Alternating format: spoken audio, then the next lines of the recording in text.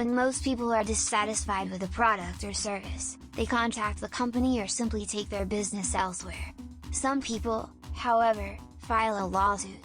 From McDonald's complaints to a class action lawsuit targeted at the size of Subway sandwiches, the only thing more ridiculous than these lawsuits are the ridiculous payouts people demanded. Take a look at who lost and who won in these over-the-top lawsuits. Last updated, August 4, 2020. Starbucks. Chicago woman Stacy Pincus filed a $5 million class action lawsuit against Starbucks in April 2016, claiming the company puts too much ice in its cold drinks. The lawsuit accused Starbucks of advertising iced drinks as 24-ounce beverages when the cup only contained 14 ounces of fluid. Starbucks, the result. Named the most frivolous lawsuit of 2016 by the U.S. Chamber of Commerce Institute for Legal Reform, the $5 million lawsuit was dismissed by a Chicago federal judge in late 2016. And, if you're worried about not getting your money's worth for your iced drink at Starbucks, here's a solution: request light ice. The Hershey Company. Robert Braden of Missouri filed a lawsuit claiming that the Hershey Company intentionally sells partially full packages of Whoppers, Reese's Pieces and other products. In May 2017, his $5 million class action lawsuit was given the green light to move forward by U.S. District Judge Nanette K. Lafferty. The Hershey Company, the result. On February 16, 2018, Braden's case was thrown out.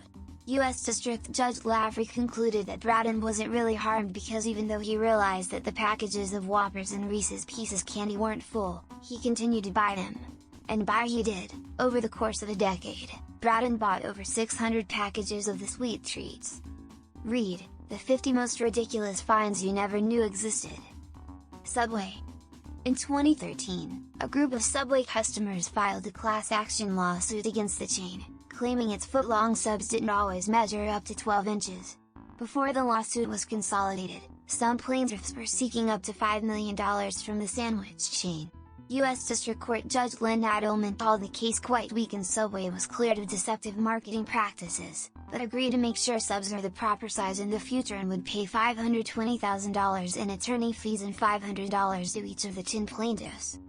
Subway, the result. Just when both parties thought the lawsuit had been put to rest, it was appealed by the Competitive Enterprise Institute's Center for Class Action Fairness.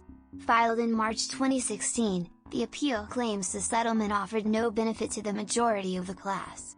Just like Subway's bread, the payout came up short. On August 25, 2017, the 7th Circuit Court of Appeals rejected the settlement in the Subway case because it would have left the class with nothing.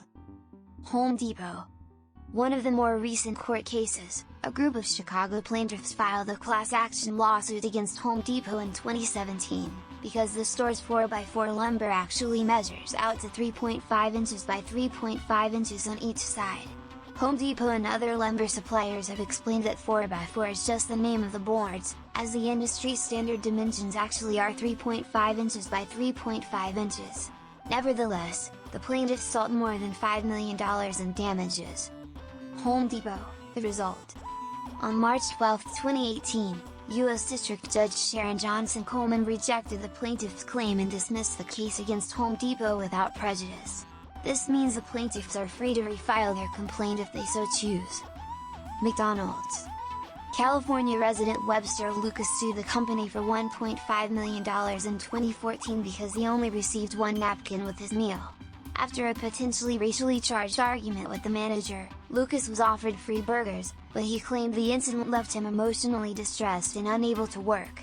Unlike the McDonald's hot coffee lawsuit of 1994, no one actually got hurt from Napkin Gate. McDonald's, the result. Apparently Lucas is no stranger to taking on fast food corporations. According to NBC Los Angeles, prior to filing suit on McDonald's, he had filed against Jack in the Box twice without receiving any compensation for his claims. Lucas is a vexatious litigant, a person who files frivolous claims, according to NBC4 legal analyst Roy Lux. At the time of the McDonald's suit, Lucas was not on California's vexatious litigant list, which prohibits those on the list from future filings for a set amount of time, but he was as recently as March 1, 2018, with his 2014 case listed as the reason why. Thanks for watching and subscribe for more.